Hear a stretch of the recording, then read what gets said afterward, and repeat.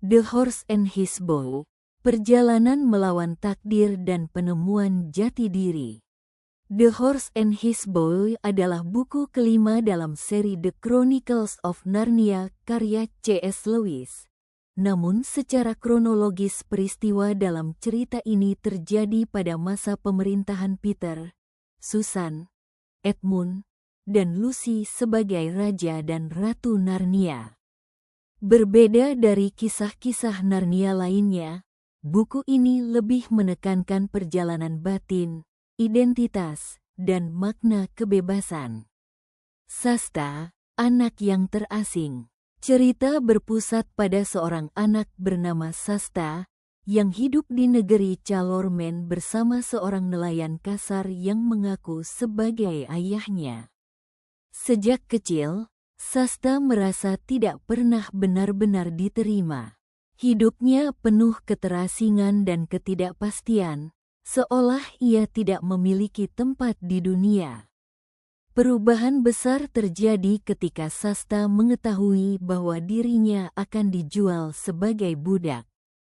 Pada saat yang sama, ia bertemu Bree, seekor kuda yang dapat berbicara, kuda dari Narnia yang diculik sejak kecil. Dari sinilah perjalanan menuju kebebasan dimulai. Pelarian menuju utara. Sasta dan Bree memutuskan melarikan diri ke Narnia, tanah kebebasan dan keadilan. Dalam pelarian itu, mereka bertemu Aravis, seorang bangsawan perempuan Calormen yang juga melarikan diri dari pernikahan paksa, ditemani kuda betinanya Hawen. Keempat tokoh ini membentuk rombongan yang unik, 2 manusia dan 2 kuda, masing-masing membawa luka, ketakutan, dan harapan sendiri. Perjalanan mereka melintasi padang pasir dan kota megah Tasbaan dipenuhi bahaya, kejaran, serta konflik batin.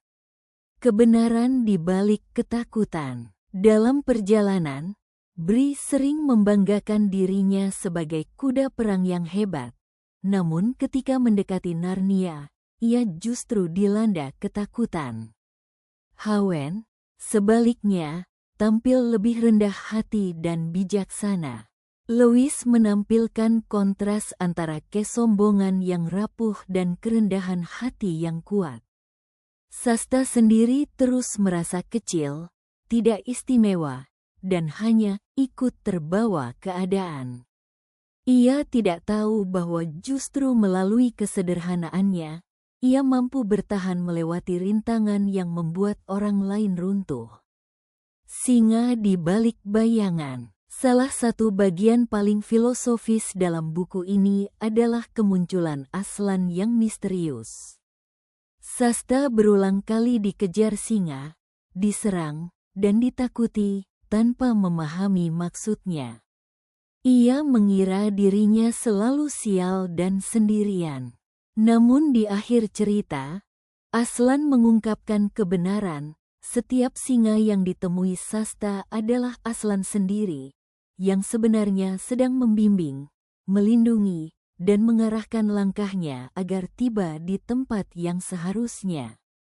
Ini menjadi pesan kuat bahwa penderitaan yang tampak kejam seringkali adalah bentuk perlindungan yang tidak kita pahami saat itu.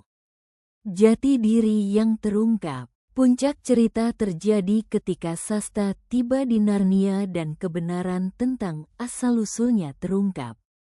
Ia bukan anak nelayan miskin, melainkan Pangeran Corin dari Archenland, saudara kembar Raja Chor, yang diculik sejak kecil.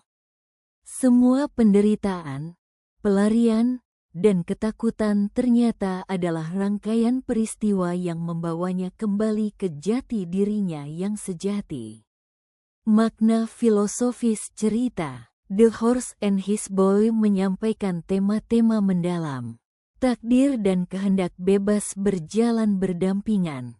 Penderitaan seringkali adalah guru yang menyamar. Identitas sejati tidak ditentukan oleh status awal, melainkan oleh perjalanan. Kesombongan runtuh oleh realitas, kerendahan hati menguatkan. Lewis menekankan bahwa seseorang mungkin merasa tersesat, namun tidak pernah benar-benar ditinggalkan. The Horse and His Boy adalah kisah tentang perjalanan pulang, bukan hanya pulang ke rumah, tetapi pulang ke jati diri. Ini adalah cerita tentang mereka yang merasa asing di dunia, tetapi tetap berjalan, meski tanpa tahu tujuan akhir. C.S. Lewis seolah ingin mengatakan, kita mungkin tidak memahami jalan yang kita lalui, tetapi setiap langkah tetap berada dalam pengawasan. Buku ini mengajarkan bahwa keberanian sejati bukan tidak takut, melainkan tetap melangkah meski takut, dan bahwa setiap perjalanan memiliki makna, bahkan ketika kita merasa hanya sekadar anak yang terseret arus.